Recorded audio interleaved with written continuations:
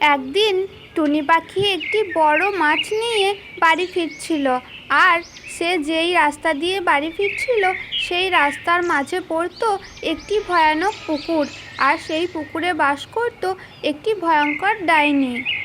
টুনি যখন সেই পুকুরের পাশ দিয়ে যাচ্ছিল তখন সেই ভয়ানক ডাইনিটি টুনির সামনে চলে এলো। কি রে টুনি, তোর মাথায় ওটা কি? দেখে তো মনে হচ্ছে মাছ। আহা, কতদিন হয়ে গেল মাছ খাইনি। তুই আমাকে ওই মাছটা দিয়ে যা, না হলে ওই মাছটার সাথে সাথে আমি তোকেও খেয়ে ফেলবো। না না ডাইনি, তুমি আমাকে ক্ষমা করো। আমি এই মাছটা তোমাকে দিতে পারবো না, কারণ আমি এই মাছটা আমাদের ছোট্ট ছোট্ট ছানাদের জন্য নিয়ে চললাম। কি, তোর এত বড় সাহস? তুই একটা পুচকে টুনি হয়ে আমার সাথে তর্ক করছিস? দাঁড়া, তোকে মজা দেখাচ্ছি আমি। এরপর ডাইনি টুনির কাছ থেকে সেই মাছটি নিয়ে খেয়ে ফেললো এবং সে সেখান থেকে চলে গেল। তখন টুনি পাখি তো খুব কান্না করতে থাকে। আর সেই কান্না দেখে একটি সাধু বাবা তার কাছে এলো এবং তাকে কান্না করতে দেখে বলতে লাগলো, কি হয়েছে টুনি, তুমি এইভাবে কান্না করছো কেন?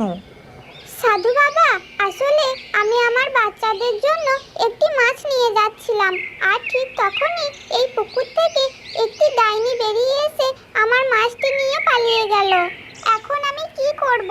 এখন আমার বাচ্চারা কী বা খাবে? ওরা তো না খেয়ে মারা যাবে। এখন আমি কি যে করব? ও, এই ব্যাপার। ঠিক আছে, আমি তোমাকে একটি মাছ দিচ্ছি। তুমি সেই মাছটি নিয়ে তোমার বাচ্চাদের কাছে ফিরে যাও, আর আমি ওই ডাইনিকে একটি উচিত শিক্ষা দিচ্ছি। এরপর সাধু বাবা সেই টুনি পাখিটিকে একটি মাছ দিল আর সেই ডাইনিকে মাছ বানিয়ে সেই পুকুরেই রেখে দিল।